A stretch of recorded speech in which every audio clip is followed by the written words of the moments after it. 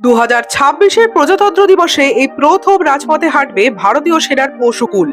হ্যাঁ, ঠিকই শুনছেন।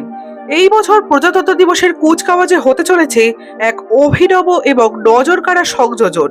এই বছর কুচকাওয়াজে প্রথমবার অংশ নিচ্ছে ভারতীয় সেনার পশুকুল বা পশু নিরাপত্তা বাহিনী, রিমাউন্ট অ্যান্ড ভেটেরিনারি কোর অর্থাৎ আরভিসি এর তত্ত্বাবধানে গঠিত এই বিশেষ বাহিনী তুলে ধরবে যে দেশের প্রতিরক্ষায় প্রাণীদের ভূমিকা কী পরিমাণে অপরিহার্য এবং অনন্য। এই কন্টিনজেন্টে থাকছে 2 কোচ বিশিষ্ট উট, 4টি শিকারী পাখি, 4টি টাট্টু ঘোড়া এবং 10টি দেশি সেনা কুকুর।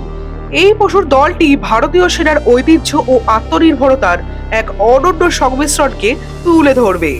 সিয়াচেনের বরফ ঢাকা উচ্চতা হোক কিংবা লাদাখের মরুভূমি, সাধারণ মানুষের পাশে প্রাকৃতিক দুর্যোগে এই অবলা প্রাণীগুলি দিবারাত্র দায়িত্ব পালন করে চলেছে। আচ্ছা, এখানে অভিনব উদ্যোগ নিয়ে আপনার কি বক্তব্য কমেন্টে জানাবেন।